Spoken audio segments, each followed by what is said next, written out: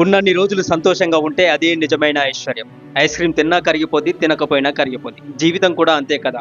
Enjoy చేసినా కరిగిపోద్ది, చేయకపోయినా కరిగిపోద్ది. తర్వాత నరకం, స్వర్గం అంటారా? అవి ఉన్నాయో లేవో కూడా ఎవరికీ తెలియదు. నువ్వు మళ్ళీ పుడతావో లేదో కూడా తెలియదు. తాగినోడు ఎదవా అని చెప్పలేము, తాగనోడు మహానుభావుడు అని కూడా చెప్పలేము. పోనీ తాగలేనోడు నూరేళ్లు బ్రతుకుతాడా అంటే ఆ గ్యారంటీ అసలే లేదు. ఈ విధంగా ఎవరి అభిప్రాయాలు వారికి ఉన్నాయి, ఎవరి జీవితం వారిది. ఫైనల్గా నేను మాత్రం ఒకటి చెప్పాలనుకుంటున్నాను. సమయానికి తినండి, సమయానికి పడుకోండి, ఎక్కువగా ఆలోచించకండి, ఆరోగ్యాలు చాలా జాగ్రత్తగా చూసుకోండి. ఎక్కడ పోతుందో అని లాకర్లో భయంతో దాచుకున్న సంపద ఐశ్వర్యమా, లేక ఎప్పుడు మనతోనే ఉంటుంది అనే ధైర్యం ఐశ్వర్యమా? ఐశ్వర్యం అంటే నోట్ల కట్టలు, లాకర్స్లోని తులాల బంగారాలు కాదు. ఇంటి గడపలో ఆడపిల్ల గజ్జల చప్పుడు ఐశ్వర్యం.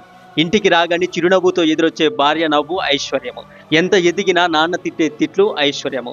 అమ్మ చేతి భోజనము అద్భుతమైన ఐశ్వర్యం. భార్య చూసే ఓర చూపులు నిజమైన ఐశ్వర్యము. పచ్చటి చెట్లు, పంట పొలాలు ఐశ్వర్యం. వెచ్చని సూర్యుడు ఐశ్వర్యం. పౌర్ణమి నాడు జాబిల్లి ఐశ్వర్యం. మన చుట్టూ ఉన్న ఈ పంచభూతాలు నిజమైన ఐశ్వర్యం.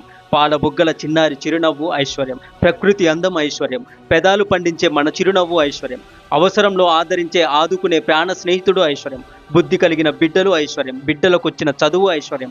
భగవంతుడిచ్చిన ఆరోగ్యం నిజమైన ఐశ్వర్యం. చాలా మంది కన్నా మనం కొంత ఉన్నతంగా ఉన్నామనుకొని తృప్తి పడడం ఐశ్వర్యం. పరులకు సాయం చేసే మనసు మన ఐశ్వర్యము. ఐశ్వర్యం అంటే చేతులు లెక్కబెట్టే కాసులు కాదు, డబ్బులు కాదు.